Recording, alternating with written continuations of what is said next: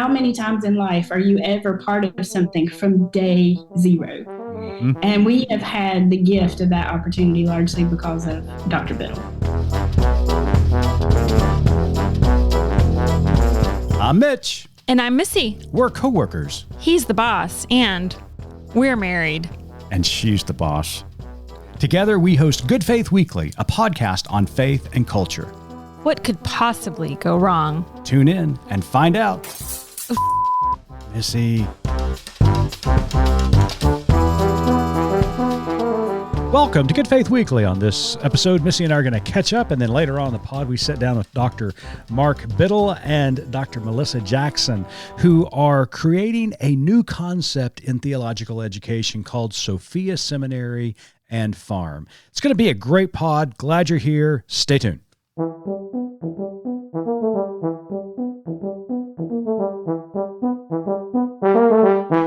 Hey, Missy, anything going on this week? Well, just a few things. I mean, we are getting closer to Christmas. Yeah, I was going to say the biggest news in our house is that the Christmas puzzle is well underway in our house. Okay, so how many puzzles have you completed, and what is the percentage that you're on right now? I don't know. I have one puzzle out. It's very difficult, and nobody is helping me, so there's that. What is your puzzle? However, wait. I do have a grievance to talk about. Oh, gather around, kids. Is the airing of the grievance. Okay, so my Christmas puzzles are very important to me, right? I do know that. You are allowed to help. Mm-hmm. You are not allowed to finish it. And as our children learned, you're not allowed to hide pieces from me. Correct. Okay. So the other night, you were helping with the puzzle. Me? Yes. How? And you decided to cut the pieces in order to fit. Like you took a little, what are those? This is a dream, isn't it? Yes. And I'm still mad about it.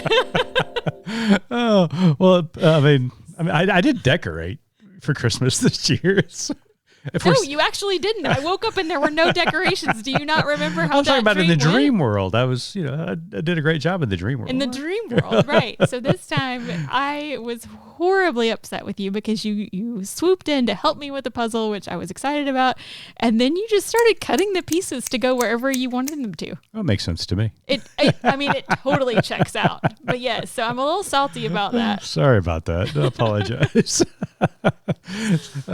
Folks, I don't know about you and your relationship with your significant other, but I find myself apologizing a lot for things that Dream Mitch does.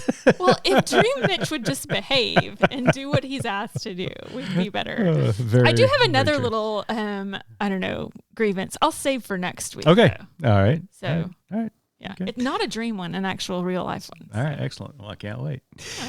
Well, so what else is going on this week gosh. besides puzzle working? Well, let's first start with the World Cup. I mean, the excitement is continuing to build. They're in the knockout stage right now, and our youngest son is home from college. He's watching it every day, getting up early to watch the game. The crack of 9, right? Right. But it's really exciting, and we were traveling this week, and we were in an airport. And we got to see the Morocco-Spain game, or at least the very end of it. Is that who was playing? I just know the Christmas players from the 2 games yesterday, right? There were Christmas elves playing against other You can't teams. say that. Well, they were in red and green. They were wearing So they green. were running around the field. It looked like Christmas. It was so festive. I loved it. And they both won. So, hey, Santa's clearly on their side. Yay for Christmas.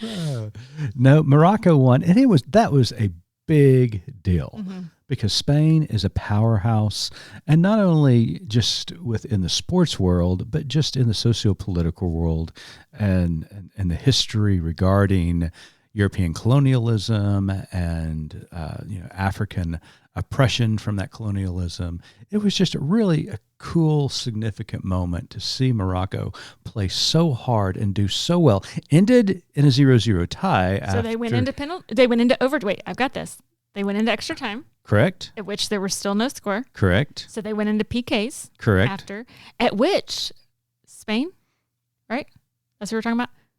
We're talking about Morocco and Spain. Morocco and Spain. Spain missed the first 3, right? Yeah, and it wasn't just missing them. The Morocco goalkeeper saved them. I mean, he was just incredible. It was impressive. So yeah, it was so exciting, and I'm just so happy for Morocco, and it's an exciting time. Lots of controversy around the World Cup because it's in Qatar, but and their history of human rights isn't that great. But the excitement of the tournament, to see the world coming together, to see countries like Morocco and other countries rising to this level is just really cool. And speaking of cool, there was a first at the World Cup this year. Oh, no, it wasn't me. Last week, and this was so significant because it was in Qatar, and again, Qatar, not the best record on human rights, especially rights of women. And last week, FIFA announced that in one of the matches, they were going to have an all-female officiating crew. That's amazing. And it was so cool, Missy. I mean, just to see those referees out there just doing an incredible job, and the respect that the players had for them. It was just wonderful to see, and especially in this setting, it was just great. I enjoyed watching those exciting games. Yeah. And then after the game was finished, we watched the returns start to come in from the great state of Georgia. That was a little intense. Well, just back and forth. I mean, talk about a soccer match. It was like back and forth. 50, 51, 49, 48, 40. Commercial break. It felt like the Saturday Night Live skit a few weeks ago from the midterms. It was so funny listening to the comments. But I will say, you know what helps? It helps keep that anxiety at bay. Yeah, that's right. And taking shots of whiskey. I was not. Guys, I do not shoot whiskey. No, it was exciting, and right to the end, Senator-elect, but current Senator Reverend Dr. Raphael Warnock is now the newly elected senator for his first full term service. Full time in the Senate. And it was really exciting to see. I mean, the state of Georgia is really an interesting place. I mean, because you think about, they've got 2 Democratic senators now in a very red state traditionally, which, people are saying, is Georgia, is it turning blue? And, you look at that evidence and you say, yes.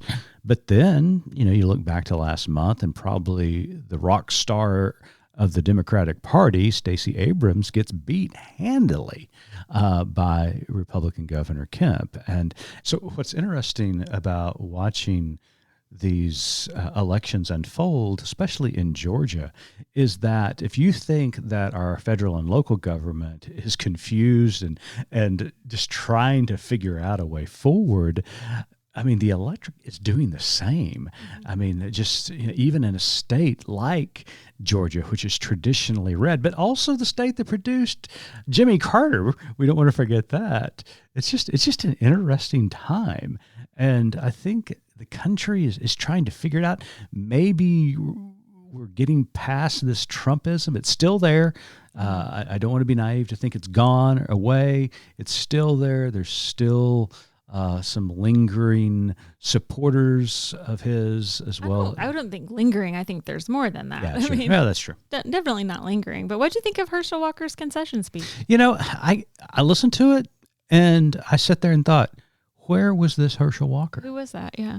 He was great in his concession speech. Talked about his belief in America and encouraging Americans not to give up. It was just very well done, and I just kept scratching my head and thinking, where was this Herschel Walker during the election? I don't know. He's worried about vampires and werewolves, from what I hear. I guess so. So it was, it was an interesting process. We'll see where we go from here. The Senate and the House are split beginning in January, but lots of things still to happen at the end of this year. We are hopeful. The House just took up the Marriage Act that would solidify same-sex marriage in this country. So we're excited about that. Try to get that thing signed before January 1. So keep your fingers crossed there. So you know what we're most excited about? What is that? No more political ads. You're so naive.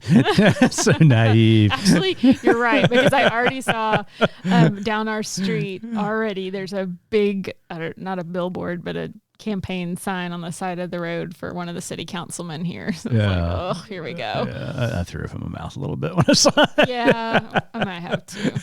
I've never committed, done, vandalism, but there are times when it's super tempting. So super tempting.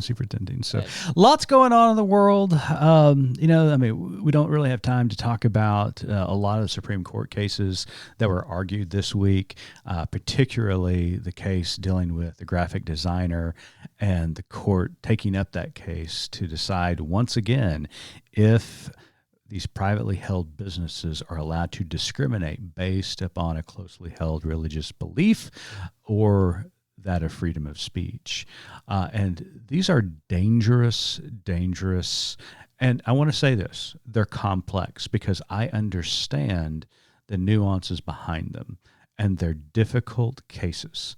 You don't want to force anybody to do anything that they don't want to do, but at the same time, you've got to be fair and just when you're in the marketplace, because if we're not careful, we're going to be right back where we were, and telling, people they can't sit at the counter because they're of a certain religion or they're gay or they're divorced or whatever the case is. So we've got to be very careful when it comes to that. So Supreme Court has heard this. It looks like they're probably going to side with the graphic designer as they did with the cake baker.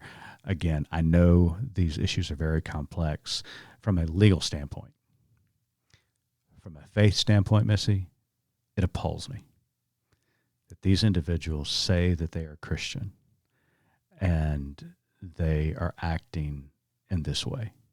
This, for me, is the most egregious behavior in this entire situation. I understand the legalities of it. I understand the facts of the case, and I know those are complex and difficult. But as a person of faith, it appalls me that people would treat other people like that. That is not what Jesus told us to do. He told us to love people. So lots going on in the world, but you and I got to sit down with a couple of professors this week. In fact, I had to sharpen my pencil a little bit. I got a little intimidated, but we sat down with Dr. Mark Biddle and one of his associates who are professors at Sophia Theological Seminary and Farm, and they're thinking outside the box. They live their careers out in a traditional setting and seminary. And then they said, let's try to do something different. And so this interview was really interesting from the standpoint that they are using a new model for theological education. And it's more of a kind of a communal model as they farm together and live together as well as do theology together. So I think it's a pretty good interview. So stay tuned. We'll be right back. Hey listeners, check us out online at goodfaithmedia.org and follow us on social at gfmedia.org. We'd love for you to subscribe, rate, and review the podcast. I'm new here and could really use the feedback, but only if it's glowing. Thanks for listening.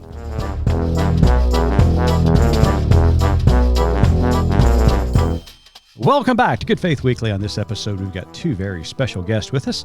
Dr. Mark Biddle is the Dean of Faculty at Sophia Theological Seminary. Dr. Biddle holds a BA from Stanford University, an MDiv from Southern Baptist Theological Seminary, a THM from Rushlikan Baptist Theological Seminary, and a Doctor of Theology from the University of Zurich. Dr. Biddle began his teaching career at Carson Newman College, where he also directed the honors program. After almost a decade, he joined the faculty at the Baptist Theological Seminary of Richmond as a professor of Old Testament. Dr. Melissa A. Jackson is the board chair of Sophia and a faculty member. She is a North Carolina native. She received a BA from the University of North Carolina, MDiv from Baptist Theological Seminary of Richmond, and a Doctor of Philosophy and Hebrew Bible from the University of Oxford. She was ordained in the gospel ministry by Fellowship Baptist Church in Americus, Georgia. Between her stints as a student, Dr. Jackson worked for nonprofit organizations and was a youth minister in 2 congregations. Soon after completing her doctorate, she returned to her alma mater, BTSR, where she was on faculty for 7 years.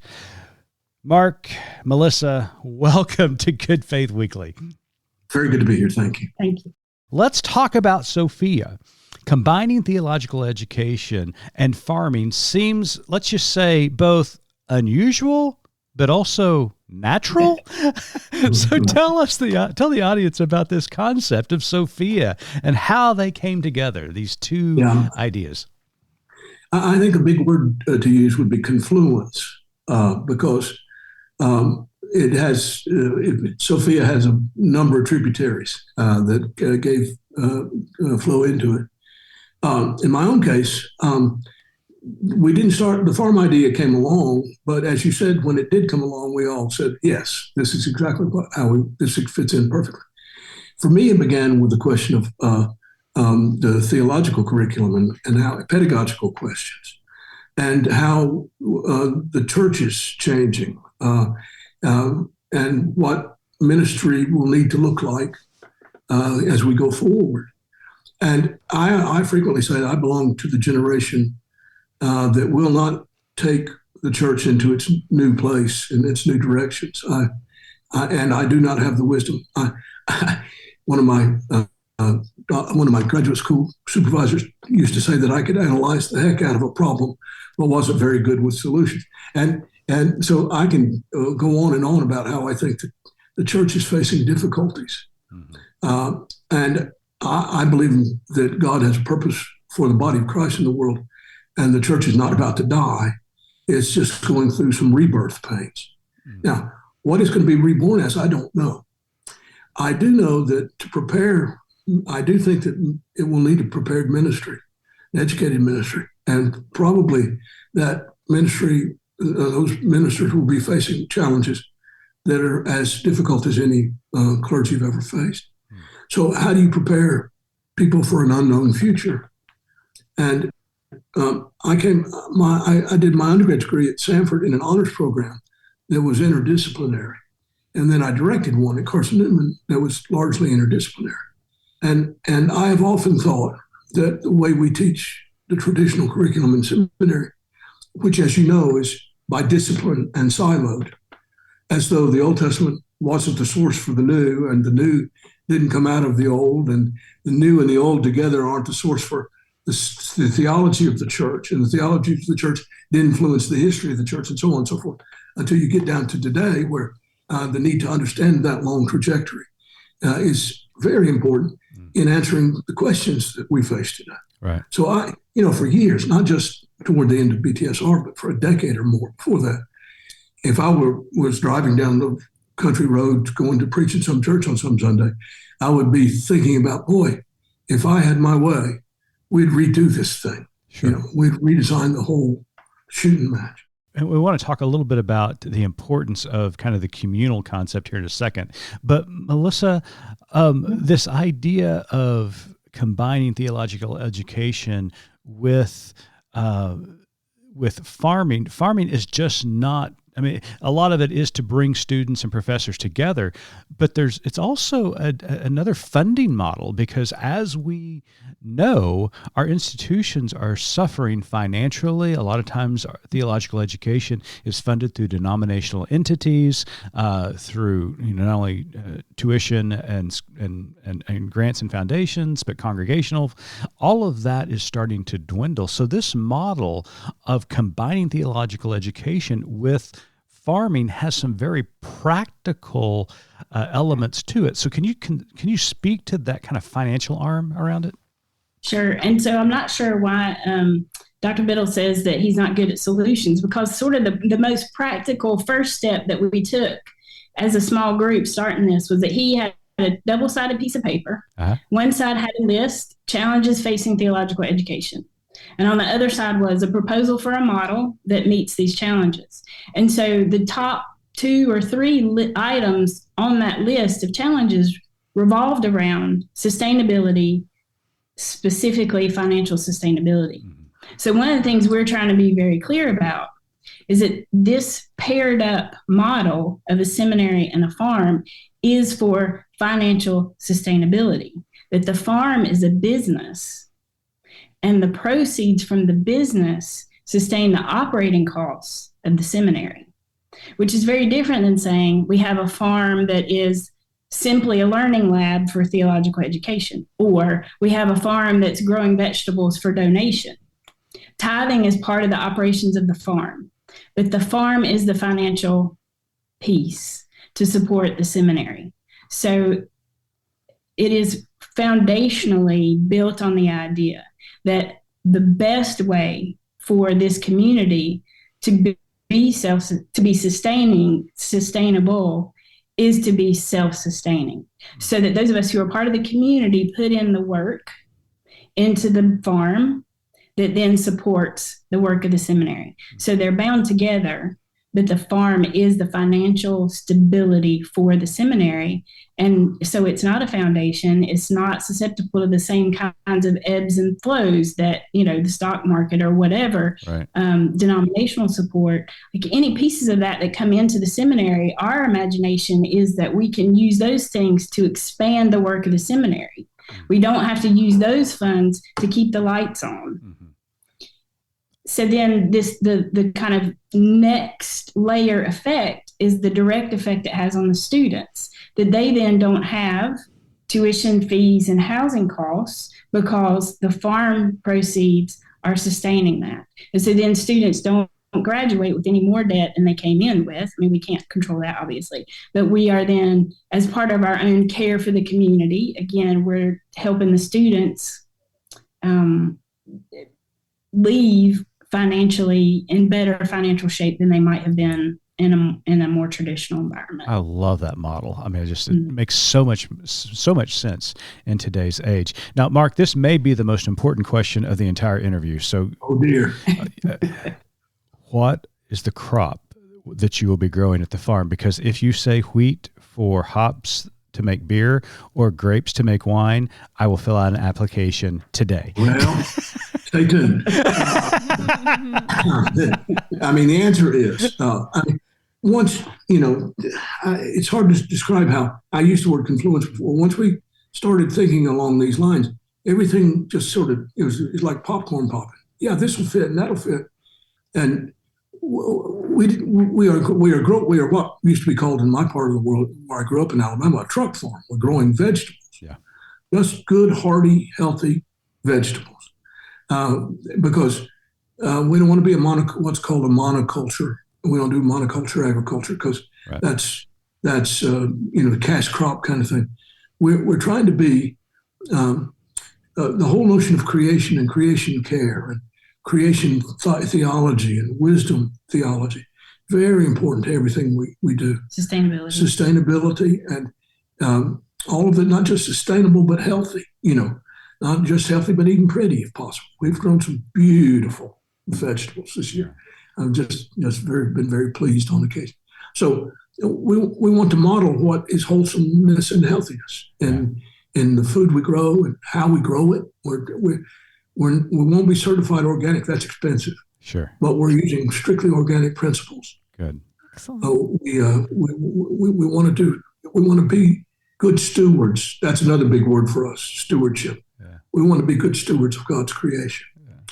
And good stewards of the nutritious food we grow for people and so on and so forth. So in addition to farming, obviously the students will be living communally. So Melissa, can you speak to why the concept of communal living is so important to theological development? Sure. I mean, one of the things we keep saying over and over, and I want to stress that here, is we don't imagine ourselves as in competition with other institutions that are educating people for ministry, because this is something different and it's not going to be for everybody, and that's okay. And so for us, what we understand is that in order to be farmers, we have to be in proximity, and that we can't do this kind of seminary remotely. So that left us with this idea that we would have our students in residence and that we would be in community, and how would we then build community? And I think in a lot of ways, we don't know how that's going to unfold for us, and we're okay with that. We are ready to live into this and have been since day one, really. And so that's important to us, to be able to be responsive to the needs of those in the community. But what we anticipate are things like, for example, when in more traditional seminary settings, students have an advisor who helps guide them through particular pieces of their seminary journey. But we're imagining that there's probably no better advisor-student relationship than the one that's going to develop sweating under the sun picking tomatoes together. Yeah. Right? So we expect that to be community building in our midst just by virtue of being in proximity to one another and working together. That always builds community. And we're also trying to create rhythms in the week that would also help build community. So regular gatherings for worship and meals in addition to just the daily work on the farm. Mm-hmm. But certainly understanding also that in our current divided society, let's just be plain about this, that one of the ways students who are going to be ministers can be better ministers if they're formed in close-knit community, because that's also a place where you learn how to navigate difference as well as navigate what binds you together. Mm-hmm. And so for students to be in community with one another and to begin to hammer out some of their differences together will be a good learning space for them to then be in churches and other kinds of ministry environments where part of their responsibility is to bring people together. Yeah. So we see that as a significant aspect of community building at Sophia, both what happens within the community and how that then is a model for them in ministry. It's a wonderful concept. It's reimagining theological education. But Mark, in some ways, it's also going back to a little bit of our roots, especially this communal concept. You did some doctoral work in Zurich. We were there at the Baptist World Alliance not long ago, and we went over to Zwingli's church and toured it. And they talked about how many students he had living there at the church, and he would teach them Greek and he would teach them systematic theology right there together as they lived together. And the importance of that communal conversation was really just as important as what they were learning in the classroom, but that theological conversation helped bring about their theological formation as ministers. Absolutely. Yeah, I've experienced this myself in a couple of ways. You mentioned Jerusalem, where I did a THM. When I was there, I remember my very first semester, there were 49 students, I think it was, representing 43 different nationalities. So we had Japanese Baptists and Spanish Baptists and German Baptists, Israeli Baptists. You run the gamut. Almost the whole world was there. And one of the things I soon discovered was that I went, and as a Southern Baptist still, I discovered within just a matter of weeks how much of my religious identity was Southern and how much of it was Baptist. Because if you said anything past the church consists of baptized believers, you wouldn't have agreement with everybody in that student body. Mm-hmm. And that was the thing. I mean, the Polish Baptists wouldn't play old maids for fear that somebody would think they were gambling. and we would have to have this big community get together just about every year in October, November, and sort out the tensions that had arisen. Sure. Because a new crop of students had come in and did not know the Rusicon way. Mm-hmm. I think that learning in community is just absolutely fundamental. America is not as culturally diverse as Rusicon was, but it's pretty culturally diverse and getting more so. Mm-hmm. And I think for our students to sit down across from people who don't do it the same way they did growing up, and for whom Baptistism or for whom Christianity means something slightly different. I think that's, how else do you learn? Absolutely. And that is another important facet of Sophia, is because when you go to the webpage, which is Sophia Sem, right? SEM.org. When you go to the website, one of the core values is that while you are Baptist in your tradition, you talk about being Baptist with a little b. And so, Melissa, talk a little bit about that. What does that mean? Because I know, we look at the church and we look at kind of ecumenicism as it's growing. And these traditions, while they're important to us, are becoming less important to the emerging generations. So that articulation, that core value captured, I think it's probably true of everybody, that a single sentence behind that is a really long conversation to get to those 7 or 8 words. So that's true of that particular core value and the way it's articulated. Because when we first started to talk about who we want to be, we first had to ask the question, who are we? Mm-hmm. And we looked around the table and we said, well, without regard to what we aspire to be, when we look around this table, we are all folks who came from some kind of Baptist background. So that's who we are. And we can own that in some way and also know that as part of that identity, we aspire to, we will work hard to move beyond those boundaries, to be ecumenical and interfaith. Mm-hmm. And so far, the main place where we've been able to do that is in building our trustee board. But the notion, this Little B Baptists, we borrowed from James McClendon, who was, if it's not too much of an oxymoron for all of us, was a Baptist theologian. And he wrote in his lifetime 3 volumes that comprised his particular version of Baptist theology. And very early on, he articulates this notion of Little B Baptists as his way to capture something that is universal among Baptists, when in fact, this is kind of the articulation of what Mark was just speaking about, that Baptists share something in common, but once you probe beyond that initial layer, what's in common begins to fall away. And any of us who are of an age understand that dynamic in Baptist life in the South of the U.S. So what does it mean for us to be Baptist, but to see that as part of our identity, but not the defining aspect of our identity? So we're leaning on McClendon's language about Little B Baptist, that there are a few things that hold us together, but that we then exist in a very diverse range. Yeah, I love that. And Mark, this is going to be somewhat controversial, and I don't mean it to be, but I think this is an extremely important question that a lot of theological educators are trying to answer right now. And Sophia is standing at the cusp of how to address this. All of us went to seminary with somewhat of an expectation to work in an institution, whether that was a church, whether that was a seminary, whether that was some denominational work. We were being trained to kind of prop up the denominational institutions that we were a part of. Right. As you well know, over 50% of theological students right now, or seminary students, have no desire whatsoever to work inside an institution. Mm-hmm.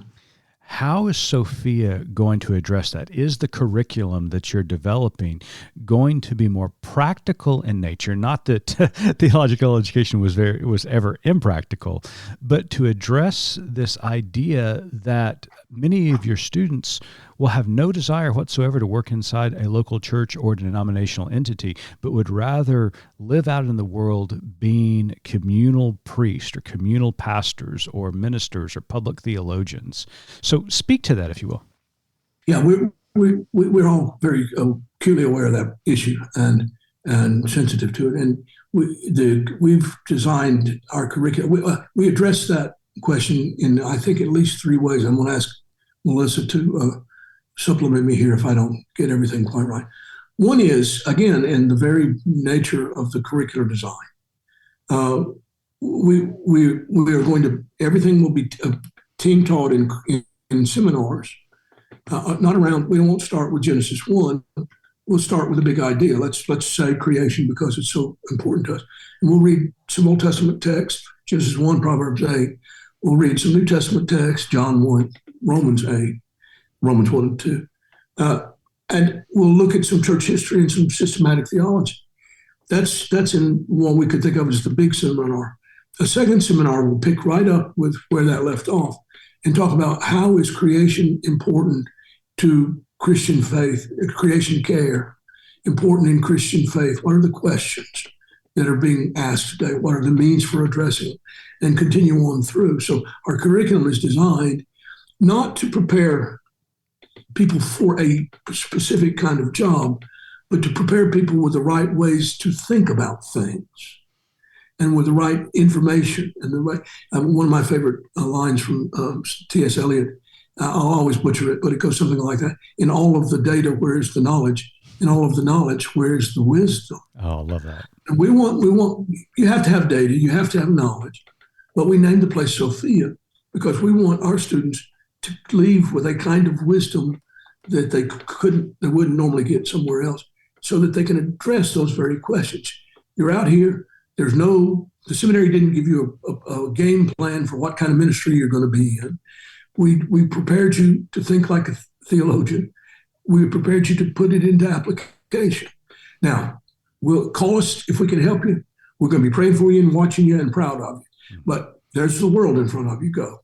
Love that. The other thing we're doing, I noticed this in my years at teaching in the former institute, that students had to do a one-year internship, and they'd usually save that for the end. I don't know how many times students would come to me and say, boy, Dr. Biddle, I wish I had paid better attention because I remember you getting up on the table and jumping up and down about something. And I didn't know why you thought it was so important. I have a sneaking suspicion I'm discovering why I should have paid attention to that now that I'm in my internship setting. Yeah. So we're going to have our students, they're going to have an internship for all 3 years. Yeah. I love And we're going to give them the option. We're still working out some details there, but we're giving them the option to be in some nonprofits if that's what they think they want to taste. Right. So that they can be forming their own. We do not want to tell them what they're going to be. Sure. We want to partner with them in discovering their ministry and in discovering our identity as ministers. Yeah. Go ahead. And we're just excited about that notion. We're doing that even in the application process. And we're having interviews with them and talking with them about who we are, where they are, what their strengths are. And there's no right answer. We want to help them find how they can serve God in today's world. Right. So the application process. Right. Where are we in this process? Because I know that it's an open enrollment right now. That's right. For your first class. So tell us a little bit about how people can find out more about Sophia, how they can apply to become a student there. The basic information is that it's an online application that any student who's interested can access by going to the seminary website, which is Sophia Sim. That's sophiaph.org. Mm-hmm. And then there's a tab there. I think it's students, where they can get a lot of information. We're very open about this process. So all of the steps are listed there. There's nothing hidden about it. And we are accepting applications. Where is the seminary located? I'm not sure I've heard that. On a farm? Well, it's like Hogwarts, Missy. I mean, you have to. Yeah, it takes a train there. It's really magical. You're assuming I've read Harry Potter. No, I know you haven't. So, if you look on the website, our mailing address is the postal box in Richmond. The farm itself is located in Dinwiddie, Virginia, which is about 20 miles south of Petersburg, Virginia. Southwest. A little bit, southwest of Petersburg, which is south of Richmond. So the metropolis, right?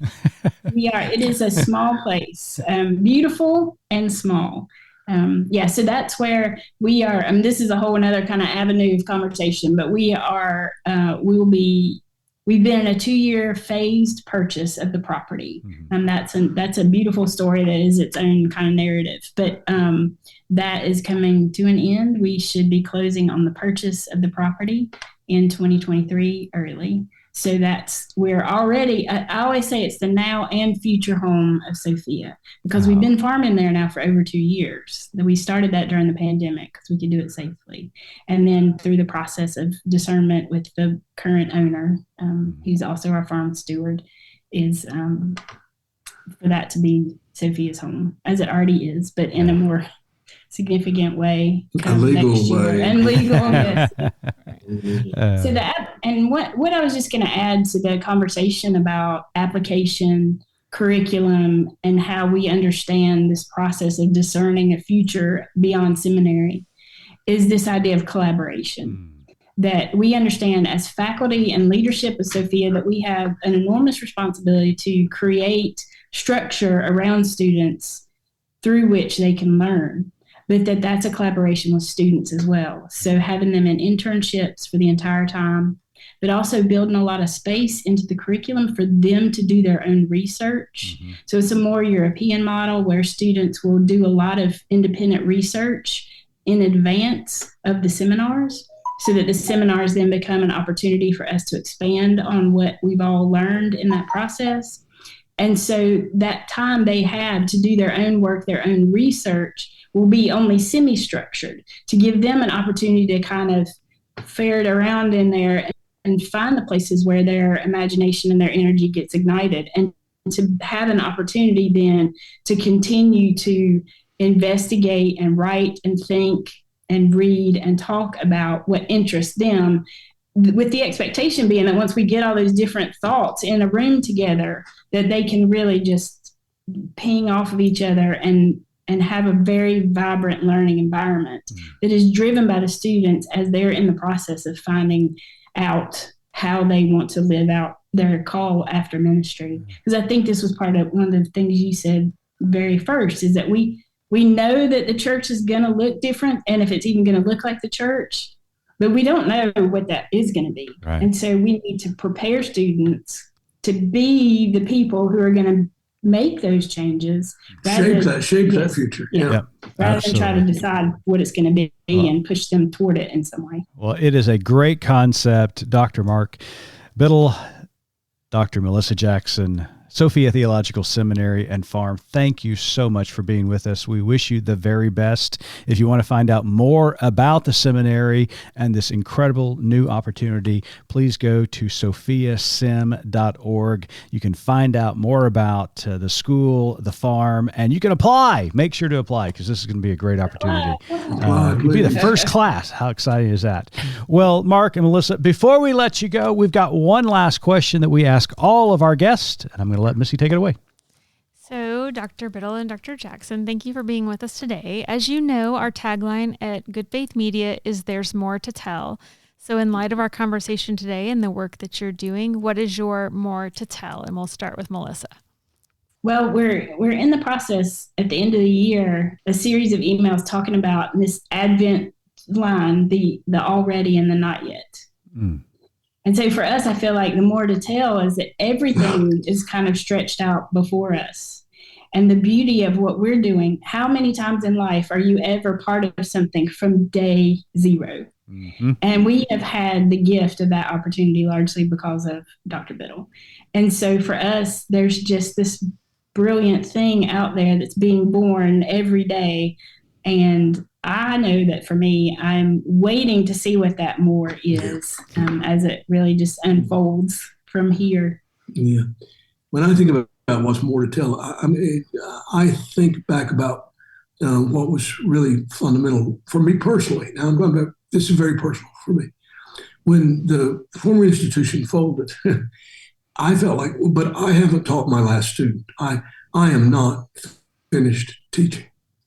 And I'm just living for that first seminar when we have students and we're doing this thing that we've dreamed about now for 3 years. And we have some folks already accepted. They're bright, creative, energetic young people. And I'm just so excited. We have some more in the pipeline that I want to help them fill out their application so that we can get it in quickly enough. I just cannot, that is for me, that when we have students down there and we're teaching, that's the thing that I'm just so looking forward to. Yeah, that is wonderful. Well, both of you, thank you so much. Now, Mark, I have to say, I have known of you for years and years now. I have known you as a scholar, a theologian, a professor, a profound thinker. But when I went to the website and saw you in jeans and T-shirt and a farmer's hat and your hands dirty, it was like, yes, that's theological education. If you could just throw some manure in there, that would complete the package. Well, listen. People have said to me things along those lines, and aren't you a professor? And I remind them that I became a professor when I was 29. That's or just about 30 when I got my degree. But those first 30 years of my life, I grew up in rural North Alabama, hauling hay and cleaning out barns. I mean, I am a farmer. I became a professor. So there you go. I love that. I'm pretty sure there's a preacher there's got to be manure joke in there somewhere. Absolutely. Well, both of you, thank you again. For those who are interested, go to sophiasim.org, read more about the Seminary and Farm, and if you're interested, sign up, begin the application process. You got a little break here during the holiday season, so get that application in. Thank you both. Yes, thank you very much. Thank you.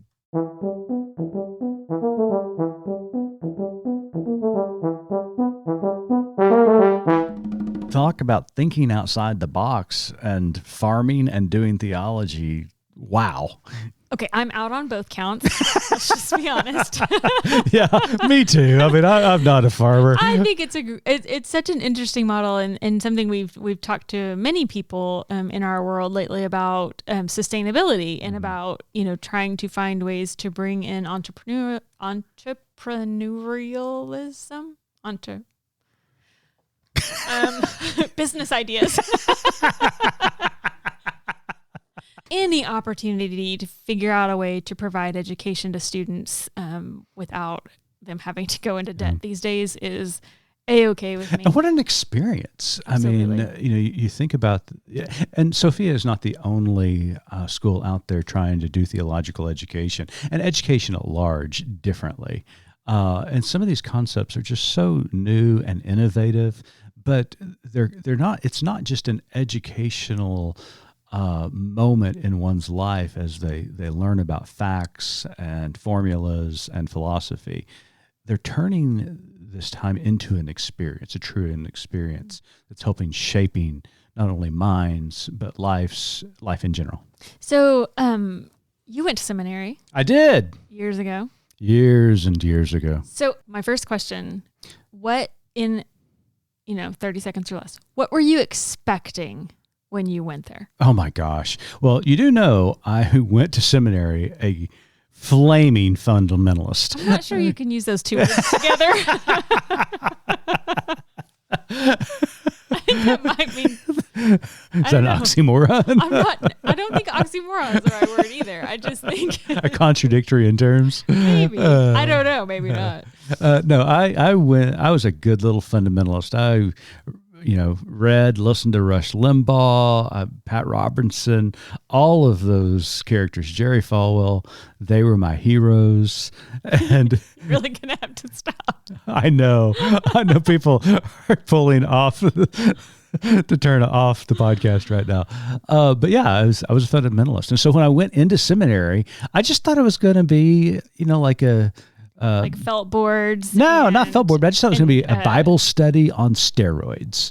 Okay. And that they were going to tell me everything about the Bible that they knew and how to interpret it and how to apply it because, they knew all the truth because I'd heard that for 22 years. And, I would be given biblical passages to tell you to submit to my authority, Missy. How'd that work out for you? It did not. Oh, okay. Just wondering. And this is what I mean by experience, because I had such misconceptions going into seminary of what it was and what it was supposed to be that I remember during the orientation, Dr. Russell Dilday, who was the president at the time, told us this: we are not here to teach you facts. We're here to teach you how to think and to draw your own conclusions. You mean not alternative facts? No. Oh. What was interesting is it wasn't about just specific facts or specific text or memorization of scripture. It was about teaching context in order to read the scripture, to understand it in its historical context, to understand how that played out over the 2,000 years of Christian history and what that looks like today. Their job, as they told us, was not to indoctrinate us, but to educate us in order for us to think for ourselves and draw our own conclusion. So, aside from learning that seminary is not, in fact, the best dating pool, Well, much to your chagrin, right? What did you actually learn? Oh my gosh. Well, it started that first semester when I walked into a chapel service, and Dr. Boo Heflin, who was an Old Testament professor, stood up to give the first of the semester address. And he began his sermon by saying everything that I had been affirmed regarding the inequality of the sexes in the Bible, that women should submit to men and that women were somehow inferior to the male species. And this was the order of God. And, so the first 6 minutes of his sermon, I'm sitting here thinking, amen. This is why I came here, to learn a better massage. Yeah, exactly. And then he rocked my world. He took each one of those points and he deconstructed it. And he said, this is why this is wrong. Mm-hmm. And by golly, he used the Bible to do it. And he started talking about texts that none of my preachers had ever talked about. He started looking at these texts in historical contexts that I had never been taught about. Mm-hmm. And at the end of that sermon, which was about 20 minutes, I sat there in Truett Auditorium just flabbergasted and hurt because I felt like I had been lied to all of my life. And I knew at that moment my world was going to be different because I did not trust anything that I had learned. And so I went on a quest, and it was a deep quest for my own theological reflection and formation.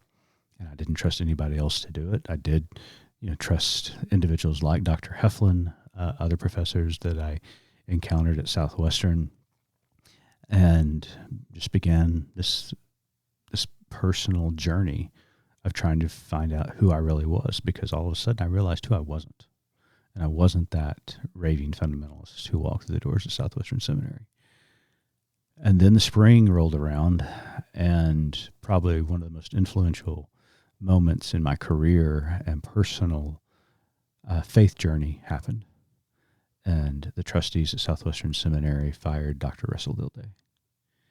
And not only did they fire him the night before, they had affirmed him as president. The next day they fired him, but they did not just fire him. They locked his doors to his office and escorted him off of the premises back to the presidential house that he and his wife lived in. They treated him like a criminal. Well, we found out in tidbits in the years to come why they were motivated to lock the office. Yeah. And that's another story.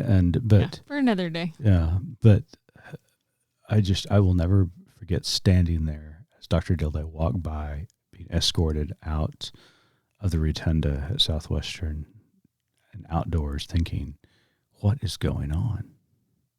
And then these fundamentalist pastors coming to the podium just hours later, thinking they were going to be treated like heroes for getting rid of this bastion of liberalism, which, if anybody who knows Dr. Russell Dilday, he is not a liberal.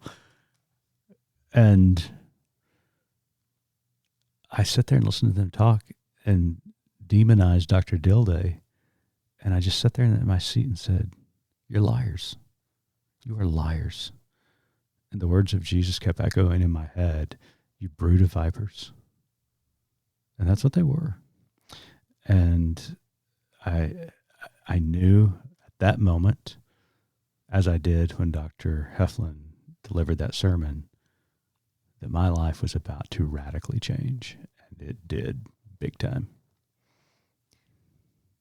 And are you better for it?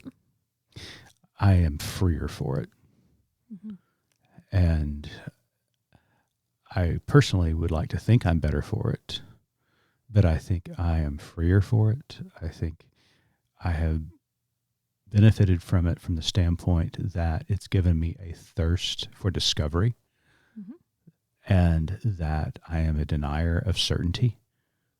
I think doubt is a positive thing, because when we doubt, we become curious, in the words of Ted Lasso, the other favorite prophet of our show.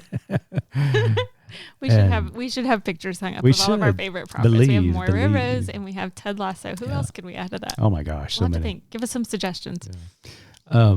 So it sent me down this road of curiosity and to question. And I believe in a God that doesn't mind me questioning him or her and getting angry, asking hard questions, at times doubting divine providence. And to be quite honest with you also, sometimes I just don't believe. And I get through it. Mm-hmm. And I'm free enough to say that's a healthy thing. Right. And God loves me no matter when I believe in her or when I do not believe in him. And that is a healthy place, I think. I agree. So, seminary experience, university experience, experiences at large, look for those moments in your life that can be transformative, because they're out there. I'm just glad we got rid of those pleated corduroy pants from seminary days. Oh my gosh. I had some green. I mean, man, they look sharp. Word. One for every day of the week, you guys. I mean, I had my corduroy pleated pants and my my sweaters. The sweater vest. Sweater vest. Yeah. Oh, you guys. And my Superman curl. Yes, you did have a great Superman curl. That's what you fell in love with. I mean, I could bring that. I mean, I wouldn't go that far. Let's be honest. I fell in love with your mother's sheet cake. I wanted that recipe real bad. I proposed over the sheet cakes. You did. And it did not disappoint. It did not. The marriage, on the other hand, the verdict's still out on that one. But yeah. Well, it's been a historic week. Lots going on. I appreciate Sophia coming on and talking about what they're doing in theological education, and it's been a good time. So I appreciate all of the discussion that you and I've had, the discussion we had with the folks from Sophia, and we're going into the holiday season. We've got some great guests coming up in the future. We're already starting to book guests in January, so you better get your reader spectacles back on. Jeez. Plus, also, it is the holiday season, which adds stress, which is sure to add a great list of grievances to come to the pod, whether real or dream grievances. So I will keep my list. Absolutely. All right. Well, thanks for joining us this week, and we'll see you back next week.